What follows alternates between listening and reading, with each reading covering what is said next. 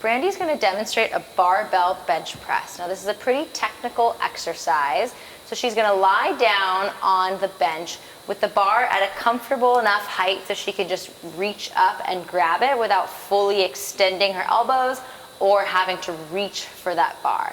She's going to go ahead and lay down so that the bar is right over her face to start, and she's going to grab it shoulder width distance or slightly further apart using a hook grip. So the bar is going to be in the middle of her hands. She's going to grab onto it and then hook her thumb over. From here, she's going to push the bar up to unrack it and bring it right over the center of her chest. So you can see her hands now are shoulder width distance apart, and they are framing her chest. To begin the movement, she's going to lower that barbell down right towards her xiphoid process, or the bottom of her sternum, and press back up. As she lowers down, she's looking for a 45-degree angle at her elbows. So rather than letting them flare way out by her shoulders or tucking them all the way in at her side, she's looking to be right in between. This is going to utilize the pecs and the triceps without putting too much stress on the shoulder. Additionally, she's going to be thinking about punching the ceiling with her knuckles as she goes down and presses up. This is going to help her keep a nice neutral wrist, which will protect wrist health and increase strength over time. Kaylin is going to demonstrate a dumbbell bench press now. So for this one, she's going to get into the bench press position. As the weights get heavier, she may need to utilize a spotter to help her get them up. And she's going to start with those dumbbells right over her chest with her palms slightly internally rotated. And this is just going to help her create that 45-degree angle as she goes down. Again, she's going to be thinking about punching the ceiling with her knuckles to maintain a neutral wrist. And she's going to drive her feet into the floor to activate her core and glute musculature, which will help quite a bit.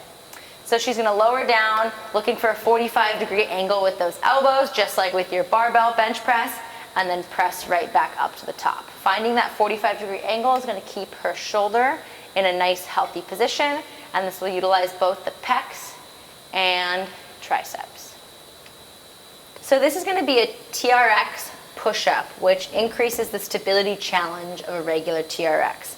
You're going to grab the hard part of the handles and walk out into a plank position on the balls of your feet. You'll be at about a 45-degree angle from the floor. From here, you'll squeeze your quads, glutes, and core to maintain a nice neutral position.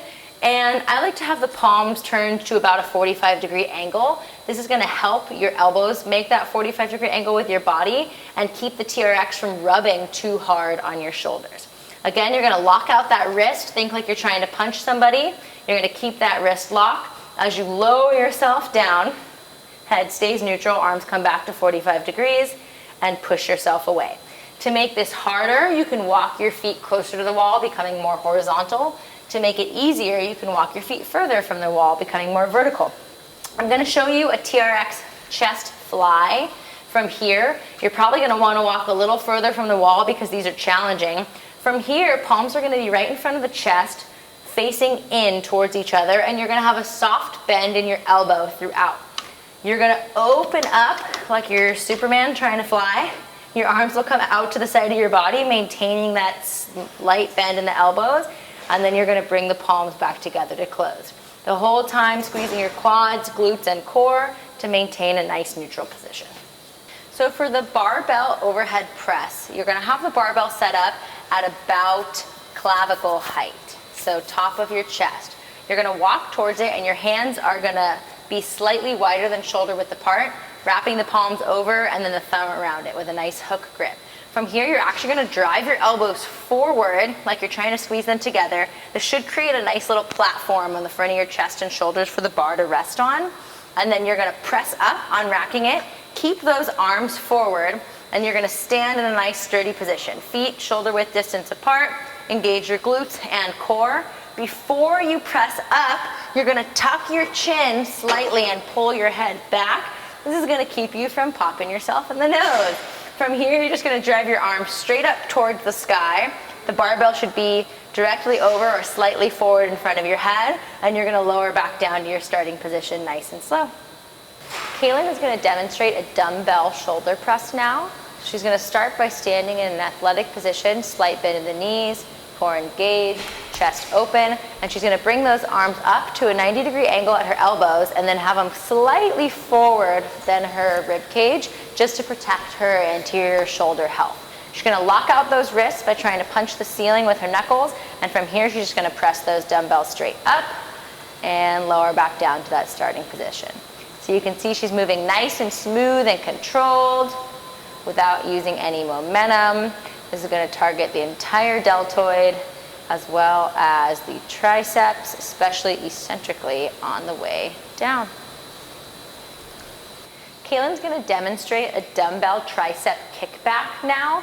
So she's going to get into a hip hinge position, hanging forward, her head looking down slightly, so she's got a neutral line from the top of her head to her tailbone. And then to start, she's gonna bring her arms up into a row position. This is gonna be the beginning position of the movement.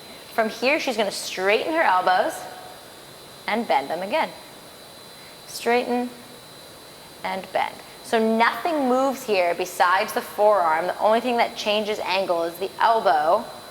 And this is primarily targeting the triceps. This is another isolation exercise, looking at the triceps now. A lot of people want to do funky stuff with this one where they row or they rotate or whatever. It's just this movement with the forearms. The rest of the arm stays glued by the side, and you will feel your triceps pretty quickly with this one. Perfect.